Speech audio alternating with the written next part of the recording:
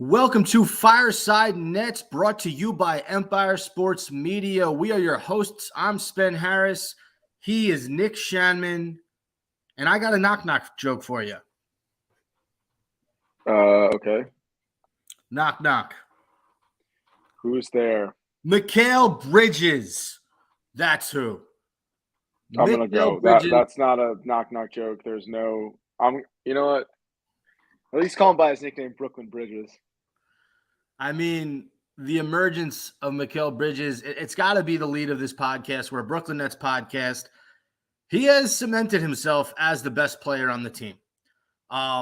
He has been absolutely lights out since joining the Nets. We'll get into this dominating win against the Hornets, in which Bridges had 33.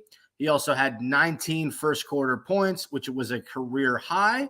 We'll get into the Celtics win, in which Bridges had 38 and was absolutely huge as the Nets pulled off a comeback against the Celtics, who, let's face it, they've had a rough few games with the New York teams. Looks like they're in another close battle with Cleveland tonight. That game's almost over, so we'll update everybody with the result there. But yeah, man, Mikal Bridges, outside of a few not so great games, that first game against the Knicks, the second game against the Knicks he had 21, but that first game against the Knicks, I believe he had it's right here. He only had 7 points in that first game. So he's had a few moments where, he hasn't played great, but for the most part, he's been the best player on this team since the trade happened. And I'm happy to see him thriving here in Brooklyn. A lot of people are saying Phoenix did not know what they had before they traded him. So, Nick, what are your thoughts on the emergence of Brooklyn Bridges, a.k.a. Mikal? I mean, he looks great, dude. He's like a better, younger, shorter KD, better defender, better all-around player. No, in all seriousness, I mean, he's a two-way player, which is very rare in this league these days, to have a guy who's as dominant as him offensively and defensively. Obviously, the offensive domination has come in a Brooklyn Nets uniform. That happens when you're behind Devin Booker, CP3, DeAndre Ayton on a Phoenix Suns team that had just too much depth and too many options. So it's really incredible to see. The guy's young. He's got years ahead of him. He's not even in his prime, and he's already averaging the past couple games over 30 a game and locking down, the best guard on the other team.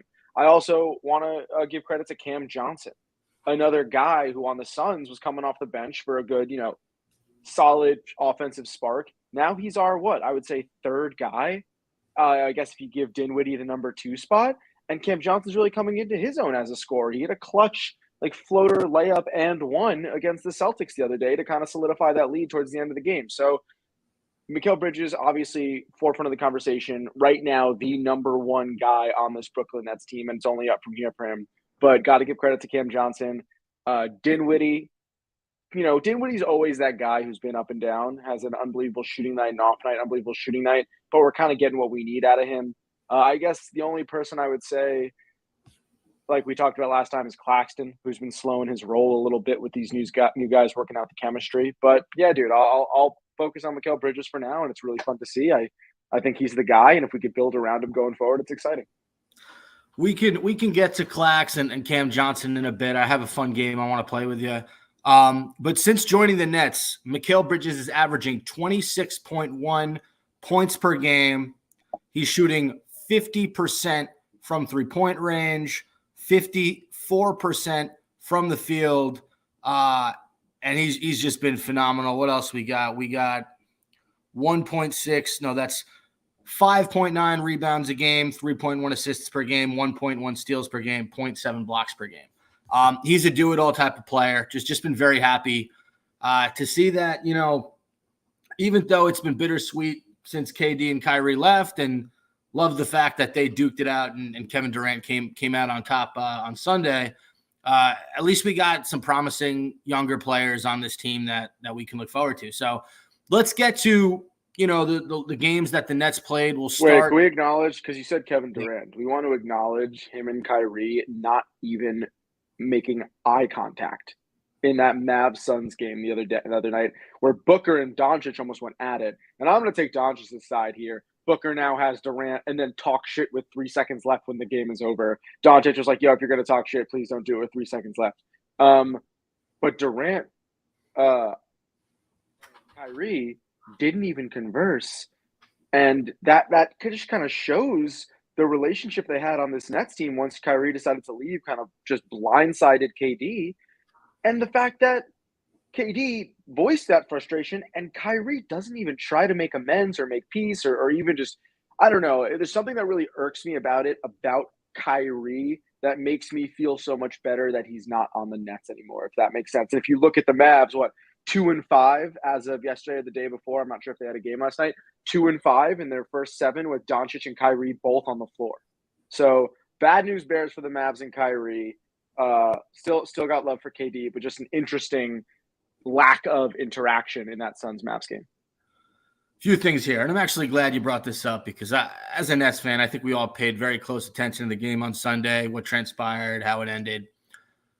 If you listen to what Kevin Durant has said about the trade request from Irving and the last few weeks in Brooklyn, he was not super crazy about Kyrie calling it quits when he did. KD thought that the Nets had finally developed some type of momentum. They had finally developed a culture. They had won a few games without him, with Kyrie leading the way. And I think in a lot of ways, Kevin Durant sort of looked at Kyrie and was like, you're really just you're going to quit on me like this? After everything we've been through, after, all your bullshit, putting yourself ahead of the team, whether it was the vaccination or the lack thereof, whether it was not apologizing for the anti-Semitic doc. There were so many instances where Kyrie said, it's me ahead of you guys. And KD sat there and took it. And finally, at the end of the day, just when the Nets were starting to get a little momentum, Kyrie's like, you know what? You guys aren't giving me the contract I want. I'm out. Trade me. So I think, and then I think that was Kevin Durant's perception of what happened. I don't know.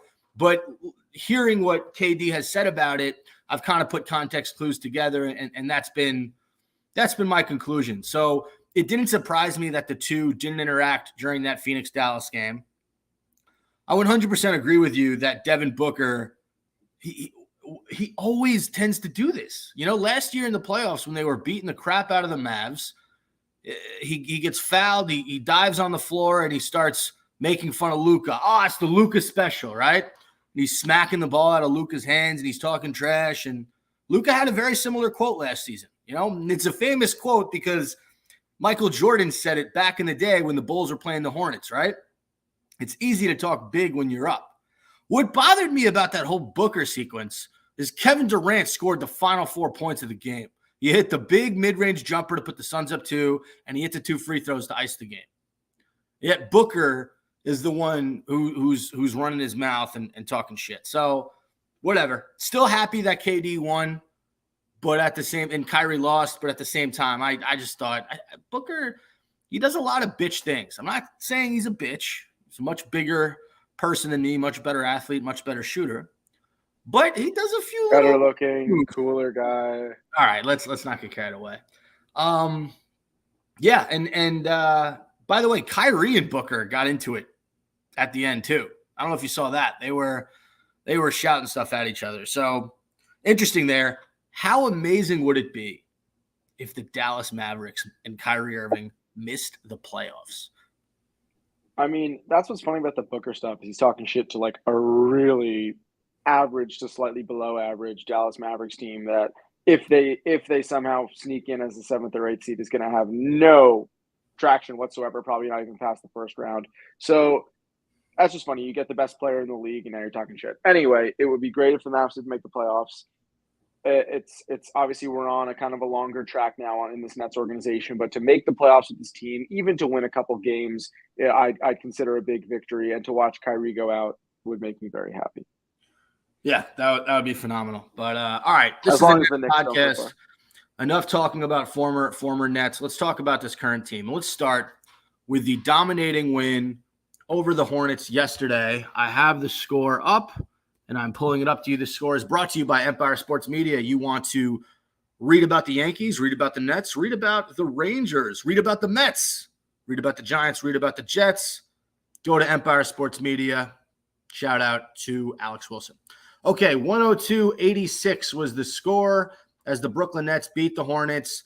Mikal Bridges led the way with 33 points. Spencer Dinwiddie chipped in with 24 points, 8 rebounds, 8 assists. Cameron Johnson, a double-double, 11 points, 10 rebounds. And old Jersey Joe Harris, although I don't think he ever played for the New Jersey Nets, 12 points in 18 minutes, a few three-pointers for Joe Harris.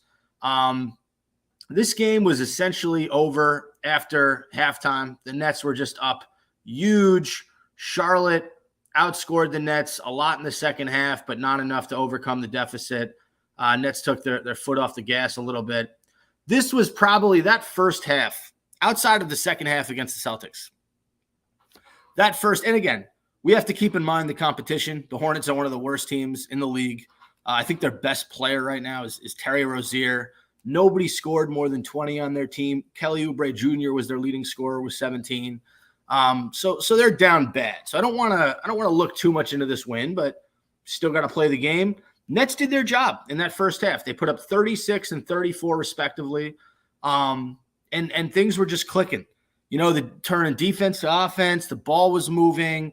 It looked like for the first time, and we'll get into the Celtics game in a second, but for the first time in a minute, we could start to see what Sean Marks and Jacques Vaughn have been wanting from this team on both ends of the floor. So dominating win, not much else to say. Mikal Bridges was absolutely en fuego in that first quarter. And that was like, obviously he's not Kevin Durant, but what he did in the mid-range, and by the way, his quote after the game about, I don't know if you saw this, they asked him, you know, why does he take so many mid-range shots? Why not focus on threes and layups? He goes, I work on that shot. He's like, sometimes you can't always get to the rim.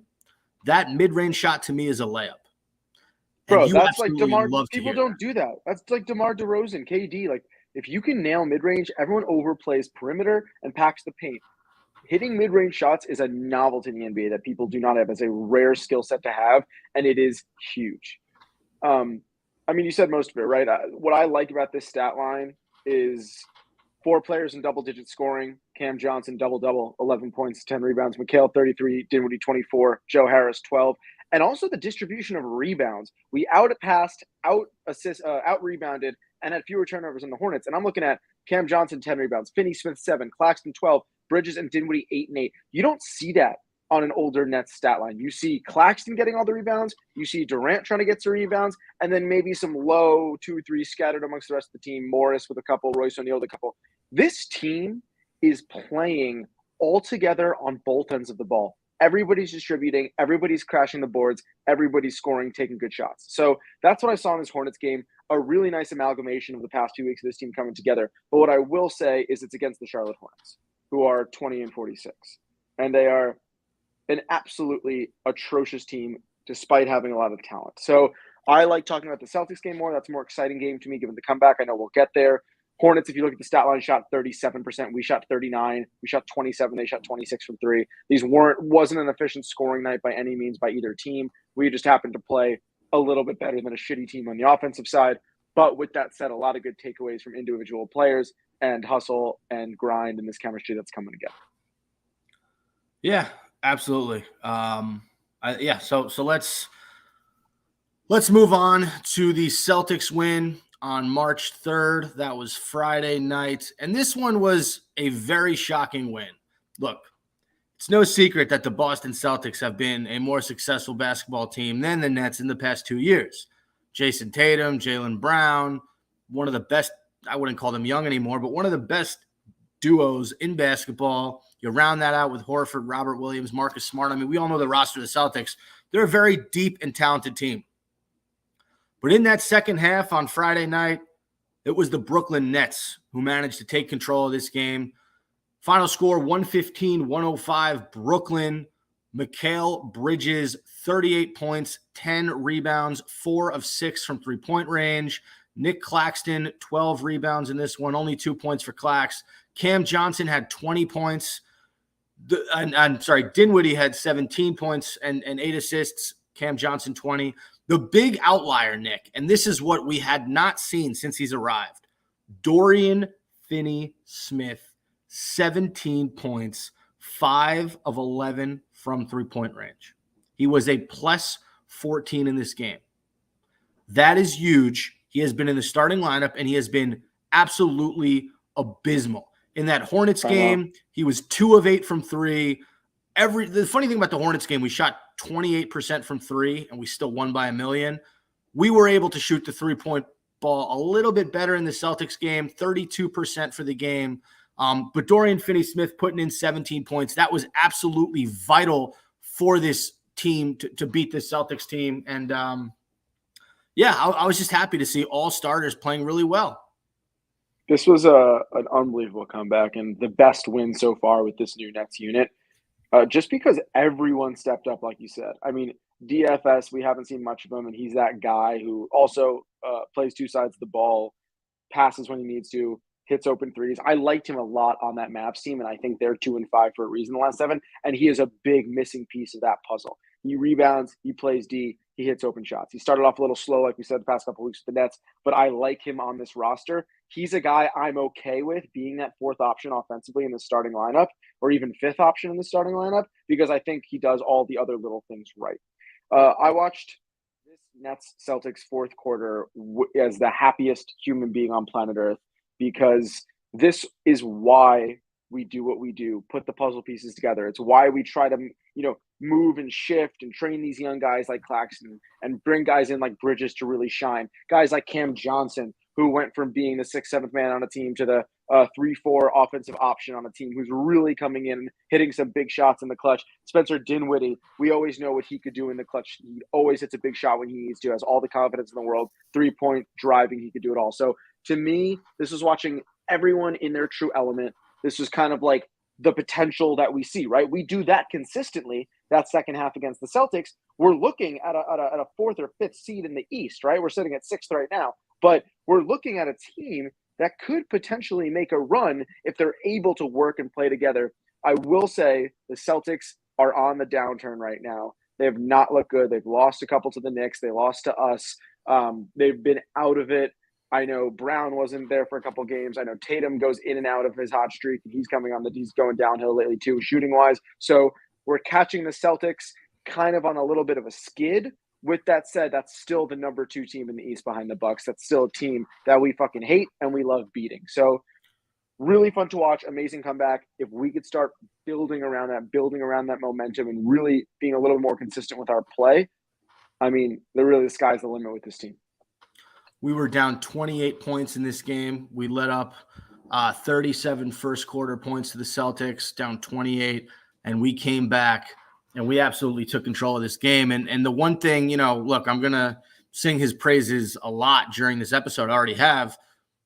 Mikal Bridges had his moments in that 4th quarter where the Celtics were inching back, and he hit a few really big shots, especially 1-3 down the stretch, and just really nice to see him, take over a game that included Jaylen Brown and Jason Tatum. I will say, though, and the last thing is on not a sad note, but on just an observatory note that I think everyone who's a Nets fan needs to be aware of with these new changes in the lineup and the roster. You're looking at in a huge win, you're looking at a combined 22 minutes out of Joe Harris and Seth Curry.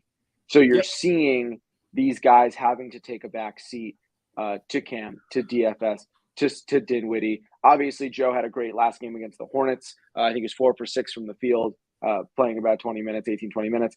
But that's against a crappy team. He's going to get more minutes. He's going to have more opportunity. Against the Celtics team, you're going to see these guys who are either starting or quick to come off the bench are moving towards ladder in our roster right now. And shout out to Jacques Vaughn. I mean, he's been trying very hard to find the right lineups and get the right rotations in. But in a game like this against the Celtics team that's offensively very talented, you had to lean on the defense. That is why everybody played over 20 minutes, including Royce O'Neal, who's been a pretty good 6th man for the Nets these last few games.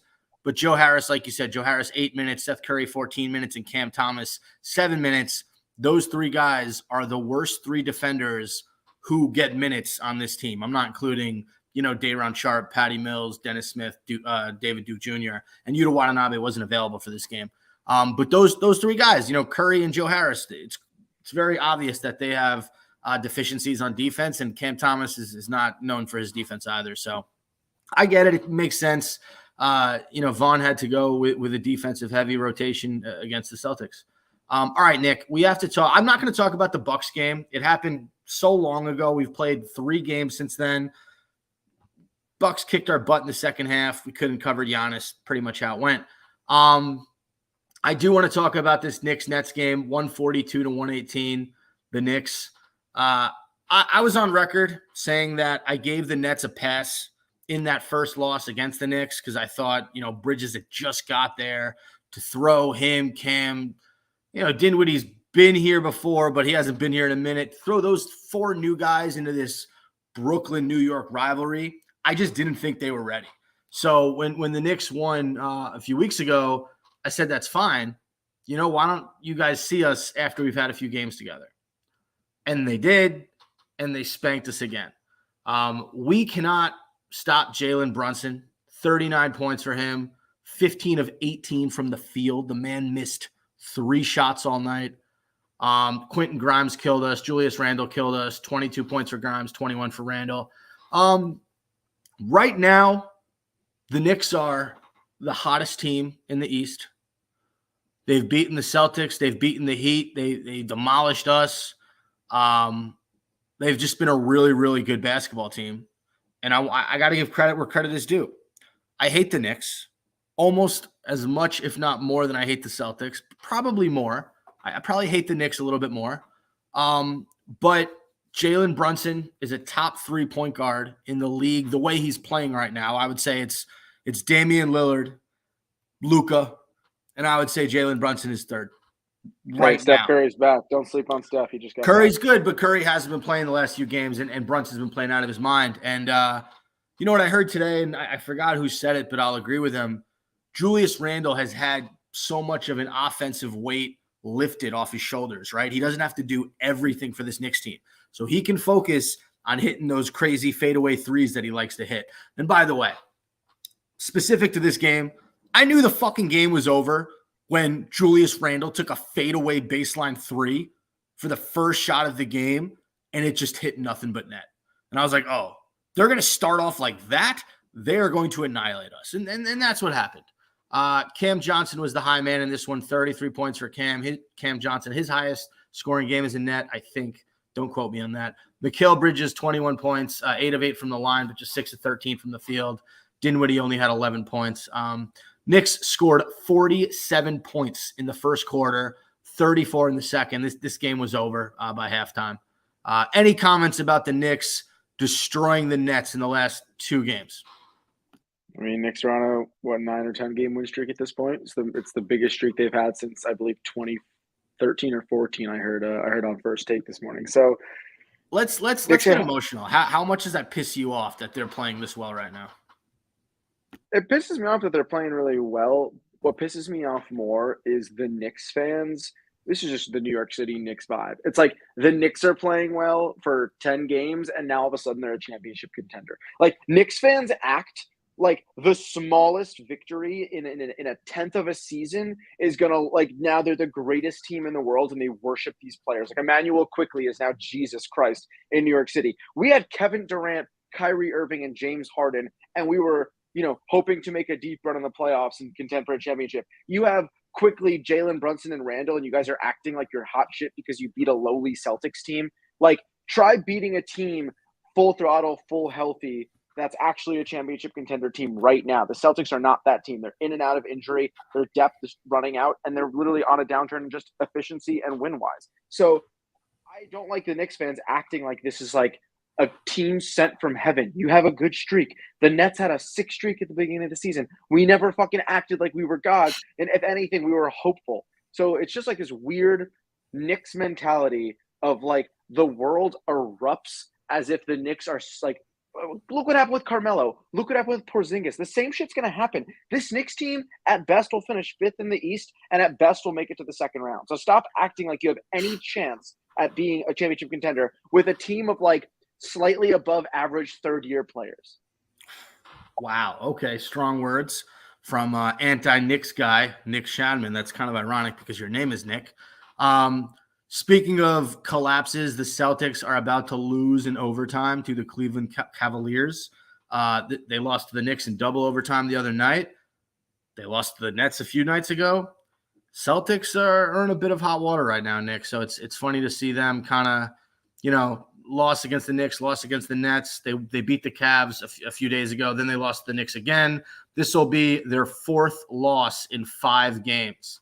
So they're they're going the wrong direction. But back to what you said about the Knicks. That's the reason that I am not super pissed off, because enjoy it. Enjoy this regular season success you're having. This happened 2 years ago. You guys got the 4 seed and you got smacked by Trae Young in the first round. You're probably going to draw Cleveland. Hopefully, I don't want to play the Knicks in the first round. I just don't. I'd rather play like Philly, because I think we have a better chance to upset Philly, because the Knicks play hard-nosed basketball. And that's kind of our brand of basketball now. And I think they kind of beat us there. So I would personally rather play Philly than New York. That's just me. I'm kind of scared of New York right now. But I fully believe like a Cleveland Cavaliers team would beat the Knicks in a 6-game series. And Donovan Mitchell would absolutely destroy them, knowing that they could have traded for him and they did not. I don't think the Knicks are going to get past the first round. I don't think they're going to make any noise in the playoffs. I think Julius Randle and Jalen Brunson are a nice story. They've beaten a few good teams. I think didn't they end the Bucks streak a few games ago? That was their big thing. Yeah, so they've been on a heater, right? Like, you beat the 2 best teams in the East. You absolutely bully your crosstown rival. Again, regular season success means shit, and do it in the playoffs. Don't we know it? Don't we know it? Beat the Bucks in the playoffs. Beat fucking Philadelphia and Boston in the playoffs, and then I'll be pissed. If the Knicks see any sort of momentum in the postseason, then I'll be upset. But as of right now, enjoy it. Enjoy it, Knicks fans. Enjoy it. And talk as much shit as you want. It doesn't bother us. All right. At the time of this beatdown, I was pretty sure the Nets were absolutely done. I was very frustrated. I was pissed off. So when I get angry, I like to express my feelings in the form of song. And I wrote this song about the Brooklyn Nets at the time after the Knicks lost. So everyone listening, I'm going to perform it to you guys right now. This is actually the second time I performed this song on a podcast. I performed it on my other show, 2 Hours No Traffic, last Wednesday. But that's when the Nets were down bad. Now they're on a 2-game win streak. They are undefeated in their last 2 games. However, this was the song I wrote when they stunk. You ready? Okay, here it goes. Sure. All the Brooklyn Kinks. KD's gone. Sean Mark stinks. I'll watch every game. Joe Tsai deserves blame. Who runs New York? Update. Now it's back to Knicks tape. Watching, waiting. So much justified hating. Say it ain't so. Why do we still have Joe? All our stars left. Now the Nets blow. Sha-na-na-na-na-na-na-na-na. All right, rate the song. What do you rate it out of 10? Well, you acted like it was an original. You were like, I wrote this song, and then it was just clearly a knockoff of another song. I don't understand. What song are you referring to? Turn the Lights Off, Carry Me Home. I don't fucking know the name of it. What is it? I've literally never heard that song. That was like an original beat I came up with in my head. Are you thinking of that Blink-182 thing? It's Blink-182, all the small things, but that song's completely different than my song. Your lyrics were clever. You rhymed, which was a surprise for you. I'll give it a 6 out of 10. Ugh, you're a fucking tough grader, man. All right. Before we end the show, this new look Nets team it's a lot different, and we kind of gotta like reshuffle in my head who's the alpha on this team. So let's go down the list. I want to start with most alpha, and we'll only list 8 guys. I don't think it makes sense to go past 8. So let's start with the number 1 alpha guy on this team. I'm not saying the best. I'm saying the alpha. Who is your alpha dog on this team as of right now? Number 1, most alpha. Mikal Bridges. Mikal Bridges. Okay, we're in agreement there. Mikal Bridges, number 1. What's the reason? Because he just came to the Nets and put his freaking hammer on the table and said, I'm going to be the guy. He did put his hammer on the table. He was like, I am Thor, god of bridges, and you're going to hear me shoot the ball at a He very said high there's clip. He said there's 21 bridges into Manhattan, and I'm the only one that matters. So I agree with you, and I also think it's because he's taken the bull by the horns. Since that first Knicks loss where he didn't play great, he's been absolutely on fire these past few games. You know, that Heat game was the game that the Nets won right after the Knicks game. Mikal Bridges had 45 points. So I agree with you on number one. Number two, who do you got? I'm between two players that are 2 and 3. Come on, two's easy. I'd say Dinwiddie. It's Dinwiddie. Dinwiddie's been here before. He's a good basketball player. The thing I look about with Dinwiddie is as good as you can be without being an all-star. He will never be an all-star, but he is close. If 7 or 8, guards died tomorrow, Dinwiddie would be an all-star. Do you think that's fair? He's like CJ McCollum on the Blazers. Was always kind of like the second guy. Was never averaging enough. Yeah. Right. But I think he's in a different position right now because he's been with this organization before. He understands how this team works. He knows Sean Marks. He knows Joe Tsai. I think that, out of all these guys, the new guys, the old guys, he has been able to be that clear second guy on this team, second leader, you want to call it, after Mikal Bridges. I don't know if he's as gifted and talented as Cam Johnson. He's probably not.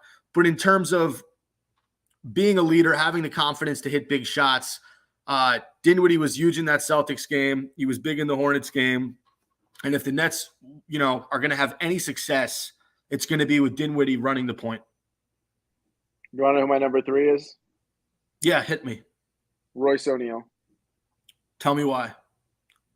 Because he's the glue guy of this team.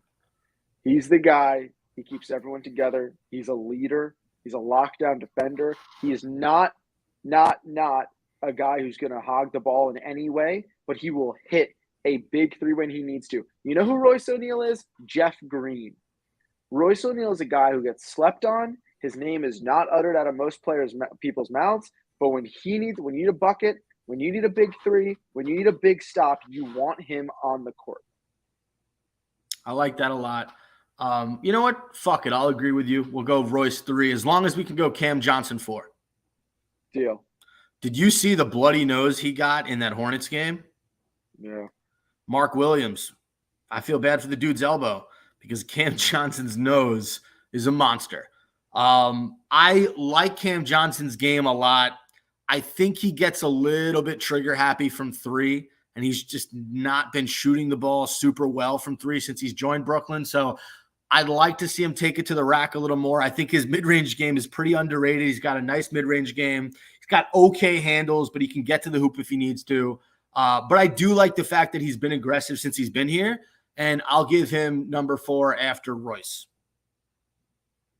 All right, number 5. See, 5 is a tough one for me because I think the easy answer is Nick Claxton.